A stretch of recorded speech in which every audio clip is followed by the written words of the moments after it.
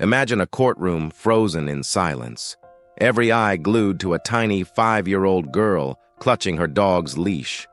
Her fingers twitch in a secret signal, and suddenly, that German shepherd growls, low and fierce.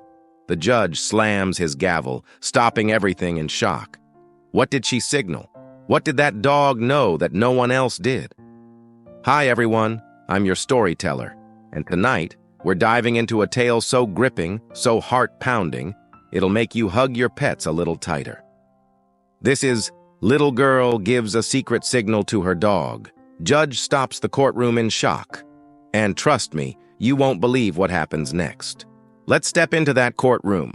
It's a heavy wood-paneled room in a small American town, the kind where the air feels thick with tension and justice hangs in the balance.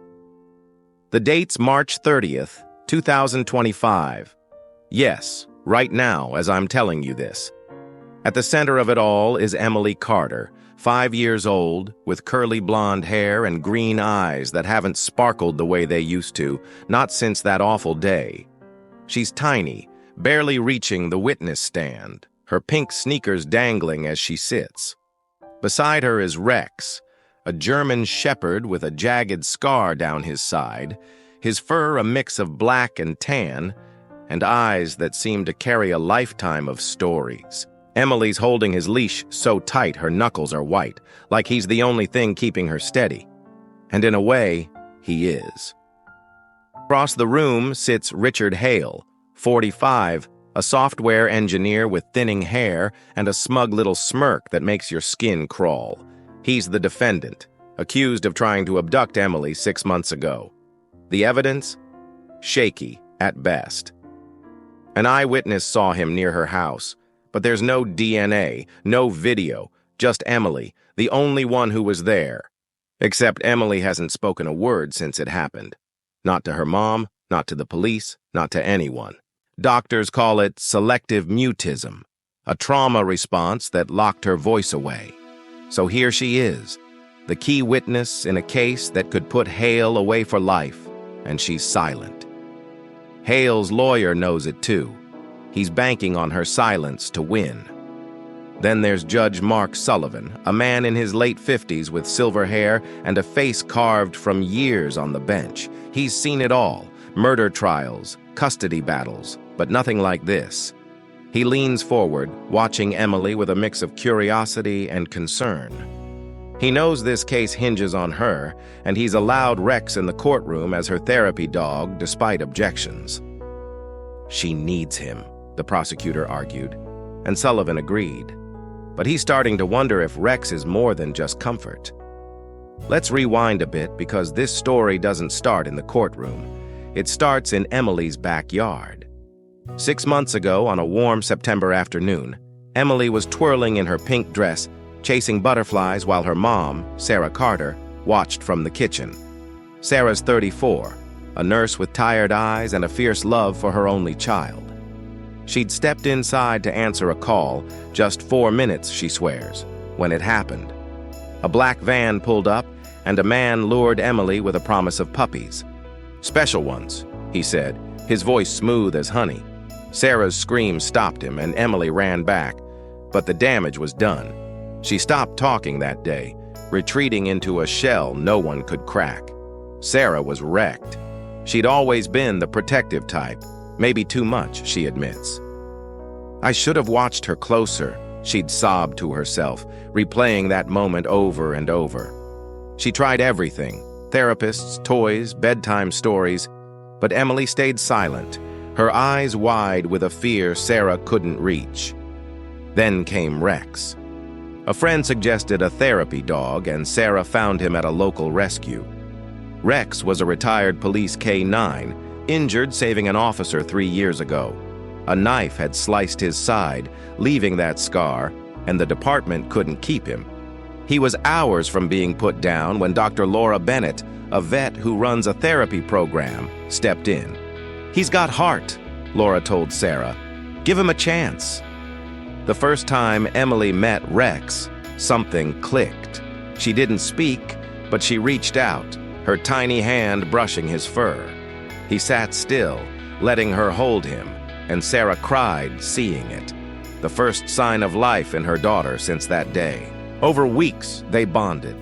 Emily would sit with him for hours, tracing his scar, and Rex never left her side. Laura taught her a secret signal, a little finger twitch, to call him when she felt scared. "He'll understand," Laura said, and he did. Every time Emily signaled, Rex was there, a quiet guardian in a world that had turned dark. Now, I want to share something personal here, because this hits close to home. My niece, Sophie, went through something similar when she was 6. She saw a car accident outside our house. Nothing gruesome, but the noise, the chaos. It shook her. For weeks she wouldn't talk, just clung to our old lab, Max. One day, I caught her whispering to him, and slowly she started opening up again. Studies back this up. Did you know 1 in 5 kids who experience trauma show signs of mutism? And therapy animals help 70% of them recover faster, according to the American Psychological Association. Pets don't judge, they don't push, they just listen. So when I heard about Emily and Rex, I thought, this is real. Have any of you seen that with your own kids or pets? Tell me in the comments, I'd love to hear your stories. Back to that courtroom. It's day 1 of the trial, and the tension's thick enough to choke on. The prosecutor, Jenna, a sharp woman in her 40s, stands up. "Emily Carter saw Richard Hale try to take her," she says, her voice steady. "She can't speak, but she can show us." Hale's lawyer, Michael Graves, smirks. "A mute child and a dog? This is a circus, not a trial." The jury shifts uncomfortably. 12 people, mostly parents, watching Emily like she's a puzzle they can't solve. Sullivan bangs his gavel. "We'll hear her testimony," he says, but you can tell he's skeptical too. Emily's led to the stand, Rex padding beside her.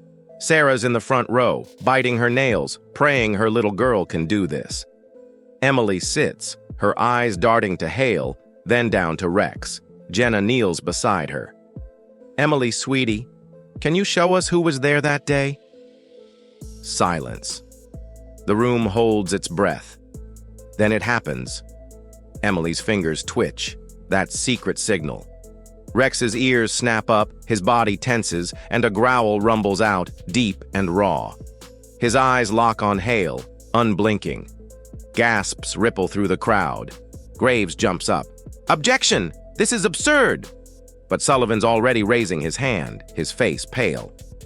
"Recess, now!" he snaps, slamming the gavel. The courtroom erupts in whispers as Emily clings to Rex, trembling. What just happened? Why did Rex growl? Did he recognize Hale? That's where we're headed next, and let me tell you, it's only getting wilder. Moms out there, ever trust your pet's instincts over your own? Maybe your dog barks at someone you don't like, or your cat hisses for no reason. Pay attention. They might see what we miss. Stick with me. This is just the beginning. Welcome back, my wonderful listeners. If you're just joining us, we're in the thick of an unbelievable story. Little girl gives a secret signal to her dog. Judge stops the courtroom in shock. Last time, we left off with little Emily Carter, 5 years old, sitting on the witness stand, her German shepherd, Rex, growling at the defendant, Richard Hale. The judge slammed his gavel, calling a recess, and the room buzzed with confusion. What did Rex know? Why did Emily signal him? Hold tight, because this is where the tension ramps up, and trust me, you won't see what's coming. Let's dive into the chaos. The courtroom doors swing shut as everyone spills into the hallway. It's March 30th, 2025, and the air's electric with whispers. Emily's clinging to Rex, her tiny arms wrapped around his neck, her face buried in his fur. Sarah Carter, her mom, kneels beside her, brushing back those blonde curls with shaky hands. "You're so brave, sweetie," she whispers, but her voice cracks. She's terrified, not just for Emily, but for what Rex's growl might mean. Across the hall, Judge Mark Sullivan steps out, his robe swishing as he pulls Detective Jackman Rowe aside. Jack's a grizzled FBI agent, late 40s, with sharp brown eyes and a notebook full of cases like this. "That dog knows something," Sullivan says, his voice low. Jack nods, rubbing his jaw. "I'd bet my badge Rex has seen Hale before." Inside the defense room, Richard Hale's cool mask is slipping. He's pacing, his fingers drumming the table, that smug smirk replaced by a twitchy glare. His lawyer, Michael Graves, leans back, arms crossed. "What's with the dog, Richard?" he asks, eyebrow raised. Hale snaps, "Nothing! She's a kid. She's making it up." But his voice is too high, too fast. He's rattled. See, Hale's smart. He's built a life hiding in plain sight. A software engineer with a clean record, a suburban house, a perfect alibi. But Rex? Rex doesn't care about alibis, and that growl, it's clawing at Hale's nerves. Back in the hall, Jenna Collins, the prosecutor, corners Sullivan. She's fierce, mid-40s, with a stack of files under her arm. "Your Honor, we can't ignore this. Rex isn't just a pet. He's a trained K9. If he's reacting, it's evidence." Sullivan frowns. "A dog can't testify, Jenna. You know that." She fires back. "But Emily can through him." She signaled. He responded. That's not random. Sullivan sighs, glancing at Emily and Rex. He's torn. Decades on the bench tell him to stick to the rules, but his gut says something's off. 15 minutes isn't enough, he mutters. We need answers. Here's where it gets wild. Jack Rowe decides to dig deeper. He pulls out his phone, calling his partner, Agent Lisa Grant, who's back at the precinct. "Lisa, run Hale's history again, every job, every address, every damn parking ticket, and cross-check it with K9 unit records from 3 years ago." Lisa's quick, a 30-something tech whiz who lives for this stuff. "On it," she says, her fingers already flying over the keyboard. 2 minutes later, bam, she's got something. "Jack, listen to this. Hale worked IT for the city police department in 2022, same time Rex was active. They overlapped for 6 months. Jack's pulse spikes. "You're kidding." Lisa's voice crackles with excitement. "Nope. Hale was in the building during Rex's last raid, the one where he got stabbed." Let me break here and talk to you, my friends. Ever had a moment where your pet just knows something? My sister's dog, Buddy, once barked like crazy at a repairman. Turns out the guy had a warrant out for theft. Pets pick up vibes we miss. Scientists say dogs can smell fear through pheromones, detecting stress at levels we can't even imagine. In 2023, a study from the University of Belfast found dogs recognize familiar scents 90% of the time, even years later. So Rex growling at Hale? That's not just instinct, that's memory. Moms out there, trust your furry babysitters. They're watching out for you. Back to Jack. He storms back to Sullivan with this bombshell. Hale was there when Rex got hurt. Same building, same day. Rex knows him. I'd stake my career on it. Sullivan's jaw tightens. If that's true, why's Hale so calm? Jack shrugs. He's banking on us not connecting the dots, but Emily's signal, it's like she triggered Rex's memory. Sullivan rubs his temples. We need more than a growl to reopen that raid file. Jack nods, determined. Give me an hour. I'll get it. Meanwhile, Sarah's unraveling. She pulls Emily into a quiet corner, Rex sitting guard. Baby, did you see that man before? She whispers, desperate. Emily doesn't speak, but her eyes flick to Hale's direction, then back to Rex. Sarah's stomach drops. She remembers something. Weeks after the attack, Emily drew a picture. A man with dark hair, a van, and a dog with a scar. Sarah thought it was just trauma scribbles. Now, she's not so sure. Oh God, she breathes. She's been trying to tell us. And here's your 2-minute hook, ladies. Imagine this. Rex isn't just growling at Hale. He's growling at a ghost from his past, a man tied to the worst day of his life. The courtroom's about to explode with this, but we're not there yet. Stick around. Part 2's coming, and it's going to get darker. All right, my amazing listeners. We're back in the thick of it. If you're still with me, we're unraveling the mystery of Emily Carter, her German Shepherd Rex, and that courtroom moment that stopped everyone cold. Last time, Detective Jack Rowe dropped a bombshell. Rex might know Richard Hale from a bloody raid 3 years ago. The recess is ticking down and the tension's climbing higher than ever. Let's jump back in. Things are about to get darker, and I promise you'll feel every twist in your bones. The hallway outside the courtroom is a mess of nervous energy. Sarah Carter's still crouched with Emily, her mind racing. That drawing, those crayon scribbles of a man, a van, and a scarred dog, it's haunting her now. She pulls out her phone, scrolling through photos until she finds it, snapped weeks after the attack. There it is. Dark hair, a square jaw, and Rex's jagged scar. "Emily," she whispers, holding it up. "Is this him?" Emily's eyes widen, her little hand twitching. The signal. Rex shifts closer, a soft whine escaping him. Sarah's heart pounds. "She knew," she gasps. "She's been telling Rex all along."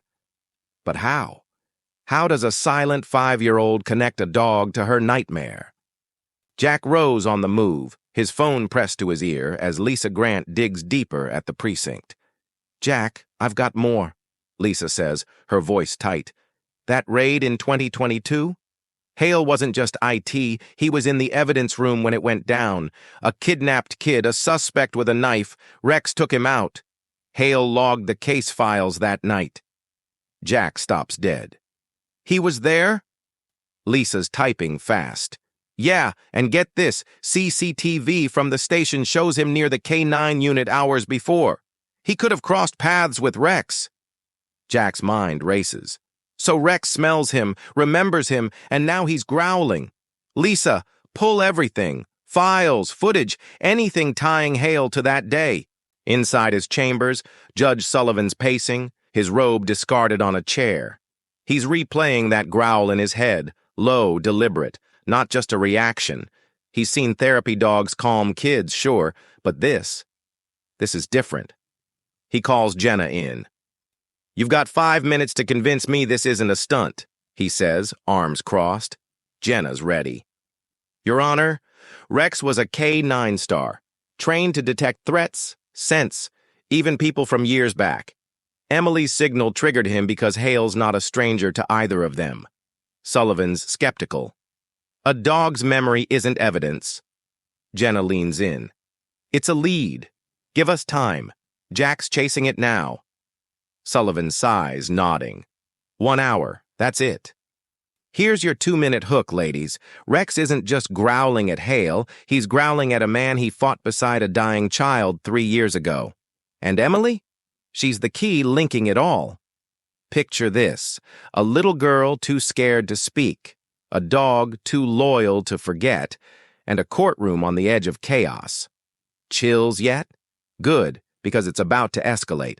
Back in the hall, Sarah's shaking. She flags Jack down, showing him the drawing. "Look at this," she says, voice breaking. "Emily drew him. Hale, the van, Rex. She's been trying to tell us." Jack's eyes narrow. "When did she draw this?" Sarah swallows. "A month after. I thought it was nothing." Jack takes the phone, zooming in. "This isn't nothing. It's a match." He radios Lisa. "Check Hale's vehicle history. Black van, anytime frame." Lisa's on it, and within minutes, she's back. "Jack, he sold a black van 3 months ago. Registered to him during the abduction attempt. Plates partial match the witness's YKZ. Jack's fist clenches. We've got him." But Hale's not done. In the defense room, he's sweating now, his cool cracking like thin ice. "They've got nothing," he mutters, more to himself than Graves. "A kid and a dog. Ridiculous." Graves isn't so sure. "That growl's got the jury spooked. If they dig into your past..." Hale cuts him off. "They won't. I've covered it." But his hands tremble. He remembers that raid, watching from the sidelines as Rex lunged, blood pooling on the floor.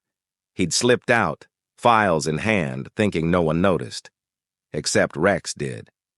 Let me pause for you, my friends. Ever wonder how much our pets hold on to? I had a neighbor once, Karen, whose cat Whiskers hissed at her ex every time he came by, years after the divorce. Turns out he'd been sneaking around before they split. Pets don't forget faces or smells. A 2024 study from Cornell says dogs retain scent memories up to 5 years with 95% accuracy. Rex isn't just a therapy dog, he's a living witness. Moms, next time your pup acts odd around someone, don't shrug it off. They might be screaming what you can't hear. The recess clock's ticking. 10 minutes left. Jack's pacing, waiting for Lisa's final pull. Sarah's clutching Emily, whispering, "You're so strong, baby." Emily doesn't answer, but she pats Rex, her little protector. Sullivan's in his chambers, weighing it all, law versus instinct. And Hale? He's plotting his next lie. But the walls are closing in, and the next twist is going to shatter everything. Stay with me. Part 3's where it explodes. We're deep into Little Girl Gives a Secret Signal to Her Dog. Judge stops the courtroom in shock. And if you've stuck with me, you know we're on the edge of something huge. Emily's signal made Rex growl. Jack's tying Hale to a bloody raid. And Sarah's piecing together her daughter's silent cries. The recess is almost up, and the stakes couldn't be higher. Let's dive back in. This is where the darkness deepens, and the truth starts clawing its way out. The hallway's a pressure cooker as the clock ticks down to 0. Jack Rowe's pacing, his phone buzzing with Lisa Grant's updates. "Jack, I've got gold," she says, breathless. "That raid in 2022, the suspect Rex took down, he wasn't alone. CCTV caught a second guy slipping out carrying a laptop. Face is blurry, but height, build, it matches Hale. And get this, the kidnapped kid's case file went missing that night. Hale logged it last." Jack's eyes flash. "He covered it up?" Lisa's voice hardens. "Looks like it. If Rex saw him, smelled him, that growl's no coincidence." Jack slams his fist into his palm. "We need that footage. Now." Sarah's still with Emily, her phone clutched tight with that drawing. She's shaking, whispering to herself, "How did I miss this?" Rex nudges her hand, his warm fur grounding her. She looks at him, those steady brown eyes, and feels a pang. "You knew, didn't you?" she murmurs. Emily pats Rex's head, her signal twitching again, softer this time. Sarah's mind spins.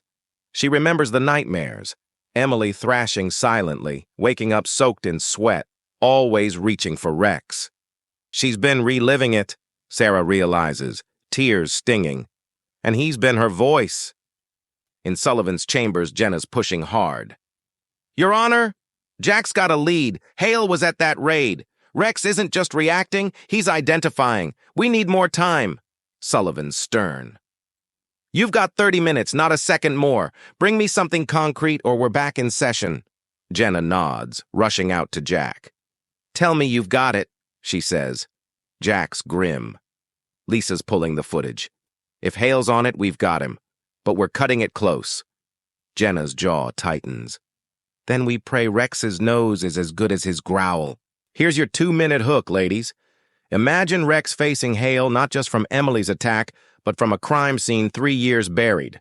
A dog's memory, a little girl's signal, and a missing file. It's a puzzle snapping together, and it's chilling. Feel that shiver? That's the truth creeping closer." Back in the defense room, Hale's unraveling. He's pacing faster, sweat beading on his forehead. "They're bluffing," he snaps at Graves. "A dog can't prove anything."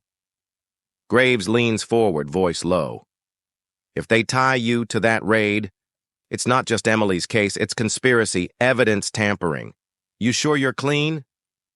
Hale freezes, his breath hitching.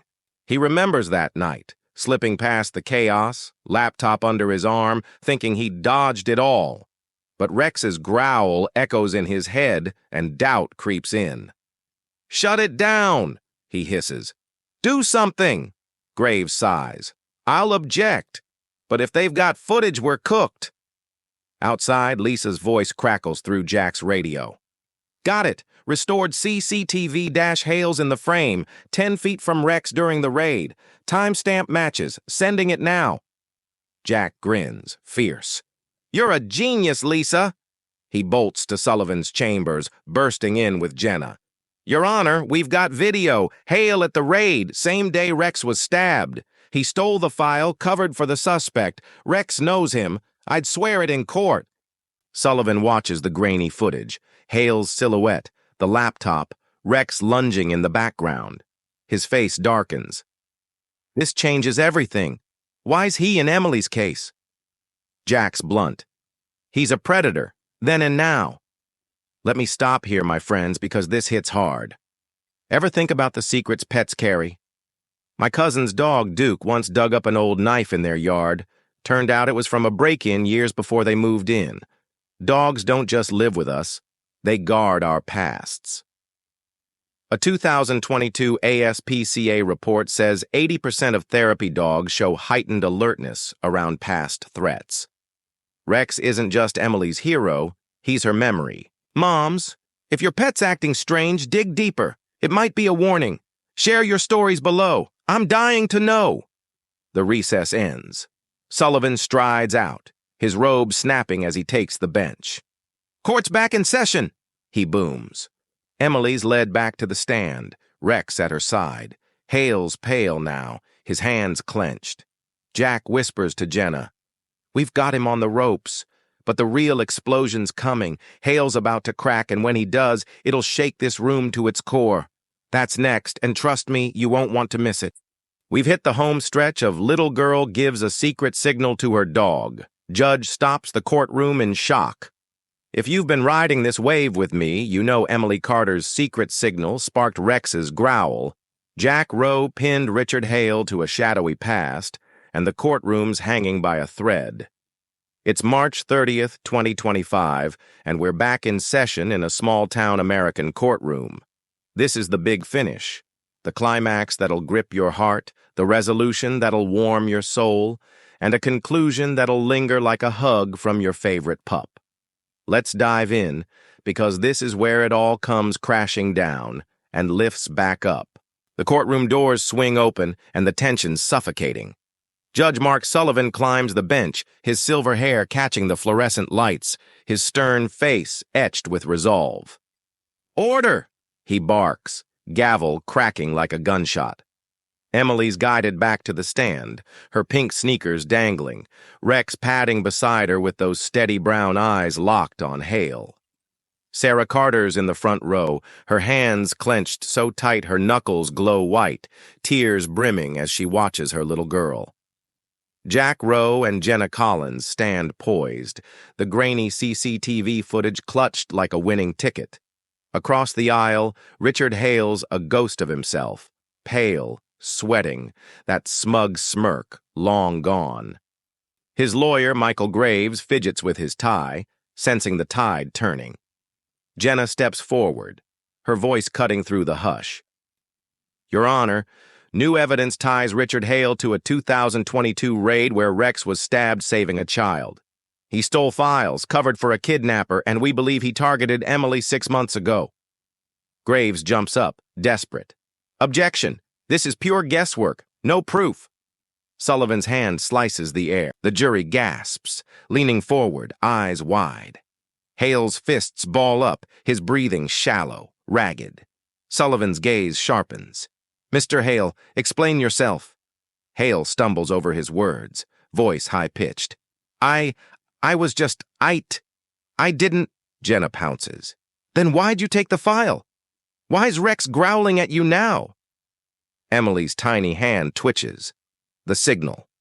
Rex lets out a growl, deep and primal, vibrating through the room. The jury flinches, whispers erupting. Graves tries again. This is outrageous! A dog isn't evidence! Sullivan's had it. Quiet, he snaps, eyes blazing. Ms. Collins, next witness. Jenna kneels beside Emily, soft but firm. Sweetie, can you show us one more time? Emily's green eyes dart to Hale, then Rex. Her fingers twitch. Rex lunges, barking loud and fierce, straining the leash. The room explodes, screams, gasps, chairs scraping as people jolt back. Hale stumbles, his chair crashing down. "Get that dog away!" he shouts, voice breaking like glass. Sullivan slams the gavel. "Order! Mr. Hale, sit!" But Hale's crumbling, hands trembling. "I didn't mean to. She wasn't supposed to." He stops, eyes wild, catching his slip. Jack seizes the moment. "Wasn't supposed to what, Hale? Escape? Like that kid in 2022? Hale's head jerks up, panic flooding his face. I don't..." Jenna presses harder, relentless. "We've got your van, your DNA on a candy wrapper from Emily's yard, and this footage. It's over." Hale's shoulders sag, his fight fading. Graves grabs him, hissing, "Shut up!" But Hale's done. "I just wanted to see her. She looked like..." He chokes, then nods. "Guilty," he whispers. The courtroom erupts, shouts, sobs, pandemonium. Sullivan bangs the gavel, voice thundering. "Richard Hale, you're pleading guilty?" Hale nods, broken. "Yes." The gavel falls. Life without parole. Case closed in a heartbeat. But this story's soul lies in what comes next, so stay with me. Emily's led out, Rex beside her, Sarah rushing to scoop her up. Tears stream down Sarah's cheeks as she hugs them tight, her voice cracking. "You did it, baby girl. You and Rex." That night, back home in their cozy little house, Emily sits on the rug, holding Rex's big, scarred face in her tiny hands. "Thank you," she whispers, soft, shaky, her first words in 6 months. Sarah collapses beside her, sobbing with joy, pulling them both into her arms.